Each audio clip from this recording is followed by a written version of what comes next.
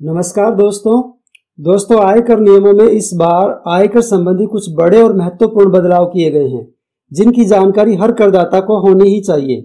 तो इस वीडियो में हम इन्हीं महत्वपूर्ण परिवर्तनों की चर्चा करेंगे जो 1 अप्रैल 2022 से एप्लीकेबल होंगे। तो आइए बिना समय नष्ट किए इन परिवर्तनों के बारे में जान लेते हैं। पहला परिवर्तन, पैन को आधार के साथ लिंक करने की अंतिम तिथि 31 मार्च 2022 रखी गई थी। यदि अभी भी किसी ने आधार के साथ पैन को लिंक नहीं किया है तो अब पेनल्टी लगेगी। आयकर विभाग ने बिना पेनल्टी के आधार के साथ पैन को लिंक करने की डेट बार बार बढ़ाई है। आयकर विभाग द्वारा इस कार्य के लिए पर्याप्त समय दिया गया था। अब आयकर विभाग ने कड़ा रुख अपना लिया है।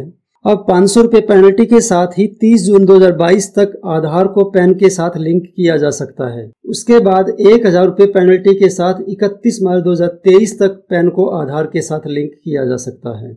यदि 31 मार्च 2023 तक भी यह काम नहीं किया गया तो पैन इनवैलिड हो जाएगा। यदि पैन इनवैलिड हो गया तो बहुत सी समस्याओं का सामना करना पड़ेगा। दूसरा परिवर्तन, यदि एक वित्त वर्ष में 2,50,000 रुपये से ज्यादा पीएफ में कंट्रीब्यूशन किया जाता है, यानी प्रोविडेंट फंड अकाउंट में कंट्रीब्यूशन किया जाता है, तो 2,50,000 रुपये से ज्यादा के कंट्रीब्यूशन पर जो हमें इंटरेस्ट के रूप में इनकम मिलेगी उस पर हमें टैक्स देना होगा। अब तक आप चाहे जितना भी कंट्रीब्यूशन कर सकते थे, उस पर मिलने वाले ब्याज पर आपको टैक्स के बारे में सोचने की जरूरत नहीं थी, परंतु अब आपको 2,50,000 रुपये से ज्यादा के कंट्रीब्यूशन पर मिलने वाले ब्याज पर अब आपको टैक्स देना होगा।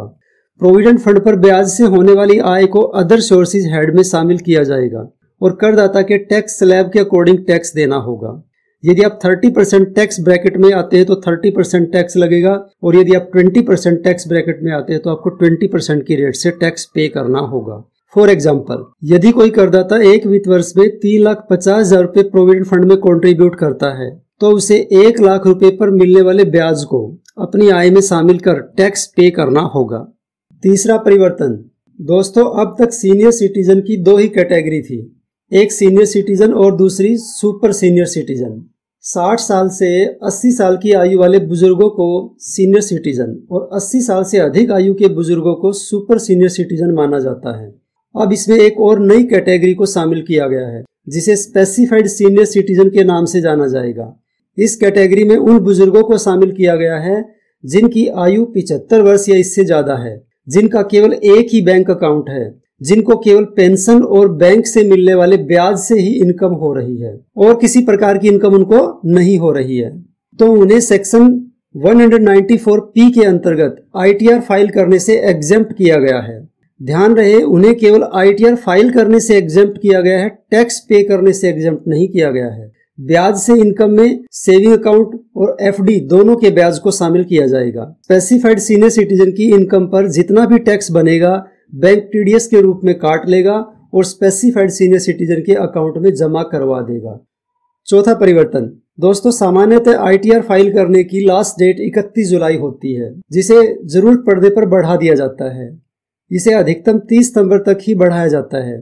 30 सितंबर से 31 दिसंबर तक अगर आप ITR फाइल करेंगे तो आपको लेट फी के साथ ITR फाइल करनी होगी इस बार।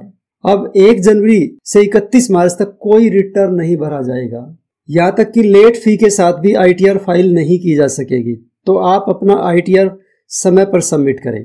पांचवा परिवर्तन, दोस्तों अब तक क्रिप्टो करेंसी की आय के लिए कोई रूल रेगुलेशन नहीं था। अब तक इस आय पर टैक्स के लिए कोई स्पेशल प्रोविजन नहीं था।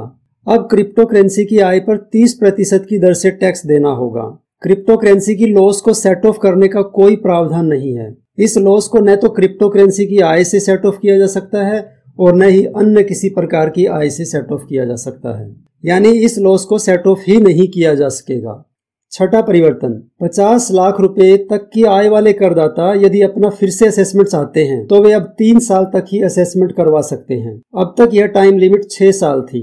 अब इस टाइम लिमिट को 6 साल से कम करके 3 साल कर दिया गया है, यानी अब 3 साल के बाद ये करदाता अपना पुनः कर निर्धारण नहीं करवा सकेंगे।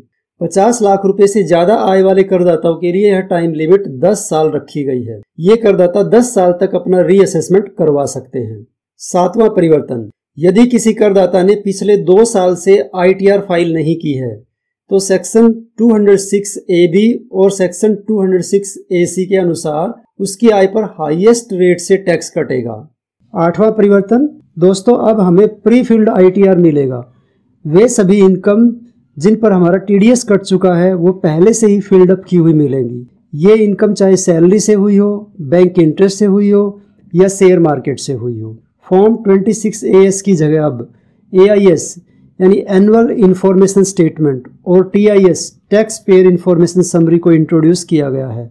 हालांकि अभी 26AS को पूरी तरह से खत्म नहीं किया गया है। जब AIS और TIS पूरी तरह से ऑपरेशन में आ जाएंगे तो 26AS को पूरी तरह से खत्म कर दिया जाएगा। दोस्तों अपनी ITR फाइल करते समय AIS या TIS का ठीक प्रकार से अवलोकन कर ITR फाइल करें ताकि किसी प्रकार की गलती होने की संभावना न रहे। तो दोस्तों वीडियो में अंत तक बने रहने के लिए आपका बहुत बहुत धन्यवाद।